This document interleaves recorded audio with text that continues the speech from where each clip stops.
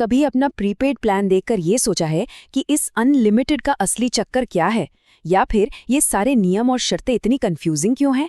अगर हाँ, तो आप अकेले नहीं हैं। चलिए आज इन सारी उलझनों को सुलझाते हैं ताकि अपने प्लान का पूरा पूरा फायदा उठाया जा सके। तो चलिए सबसे बड़े सवाल से ही शुरू करते हैं।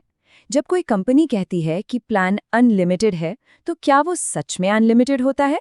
या फिर इसमें कुछ ऐसी छुपी हुई शर्तें हैं जो बाद में चौंका सकती हैं? आइए पता लगाते हैं। इस गुत्थी को सुलझाने के लिए हम इसे 5 आसान हिस्सों में देखेंगे। पहले समझेंगे कि प्लान में असल में मिलता क्या है।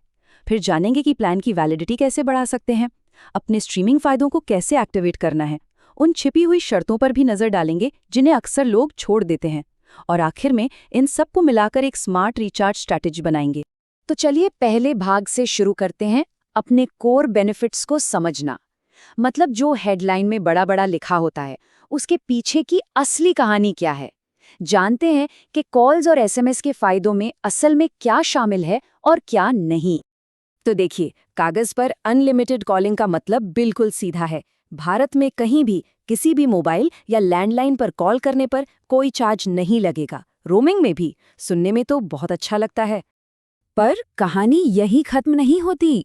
अनलिमिटेड का मतलब सब कुछ अनलिमिटेड नहीं होता। कुछ खास नंबर्स होते हैं, जैसे 5 से शुरू होने वाले शॉर्ट कोड या 1860 वाले हेल्पलाइन नंबर्स। इन पर कॉल करने का अलग से चार्ज लग सकता है।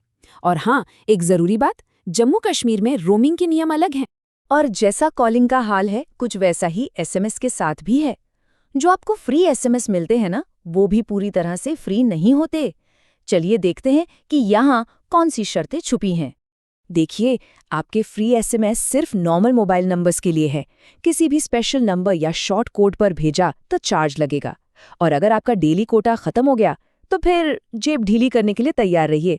हर लोकल एसएमएस पर 1 रुपया, एसटीडी पर 1.5 रुपया और इंटरनेशनल एसएमएस पर तो 5 रुपये तक का चार्ज लग सकता है। अब आते हैं एक बहुत ही दिलचस्प हिस्से पर, वैलिडिटी का खेल। क्या आपको पता है कि एक स्मार्ट तरीके से आप अपने प्लान की वैलिडिटी को काफी आगे बढ़ा सकते हैं? चलिए देखते हैं ये गेम कैसे खेला जाता है।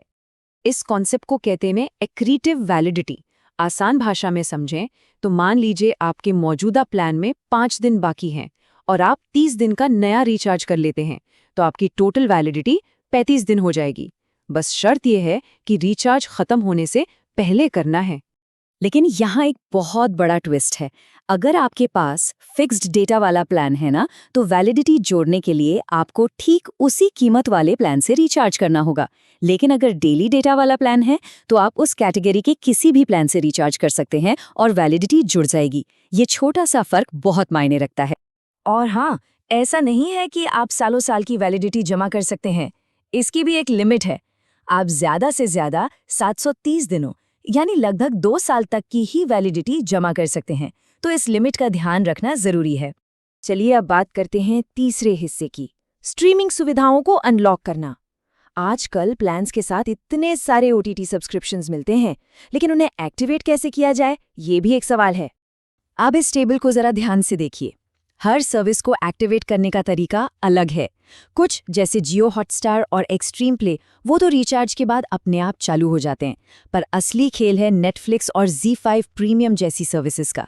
इनके लिए आपको खुद एयरटेल थैंक्स ऐप में जाकर उन्हें क्लेम करना पड़ता है। अगर ये स्टेप भूल गए तो फायदा हाथ से गया।